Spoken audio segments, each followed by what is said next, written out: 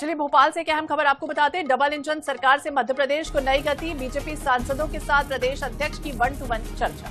हेमंत खंडेलवाल ने सांसदों के साथ संवाद किया है। केंद्रीय मंत्री दुर्गादास उइके के निवास पर ये मुलाकात हुई। प्रदेश में विकास संगठनात्मक मजबूती को लेकर चर्चा हुई।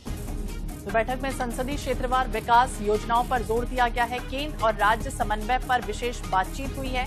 केंद्र और राज्य में किस तरह से समन्वय बैठाना है, रणनीतियां आगे की तैयार हो रही है। क्षेत्रवार विकास की तमाम जो योजनाएं हैं उस पर भी खास तौर से फोकस रहेगी। और ब्यूरो प्रमुख अनुराग मालवीय हमारे साथ इस पर ज्यादा अपडेट के साथ जुड़ रहे हैं। अनुराग, बीजेपी सांसदों के साथ प्रदेश अध्यक्ष की 1-to-1 चर्चा कितनी खास रही, क्या संवाद हुआ होगा?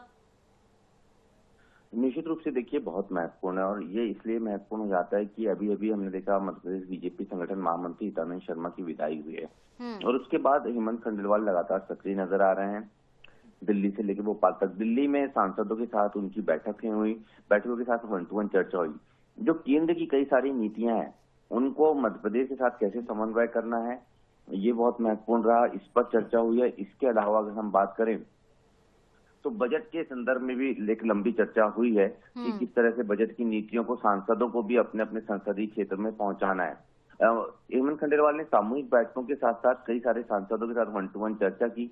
जो केंद्रीय मंत्री हैं सारे, उनसे अलग बात की कि जो केंद्र की योजनाओं का पैसा मध्य प्रदेश को कैसे मिले और कितना बेहतर उपयोग हो। तो काफी लंबी चर्चाएं और बड़ी महत्वपूर्ण बैठकें ये दिल्ली में रही हैं। जी बिल्कुल, और ये डिनर डिप्लोमेसी जिस तरह से की गई है अनुराग, ये भी आपसे समझना चाहेंगे। जिस तरह का ये संवाद हुआ, तो क्या आने वाले समय में जो संगठनात्मक निर्णय हैं या फिर कार्य योजनाएं हैं उन पर जो है वो खासतौर से असर दिखेगा?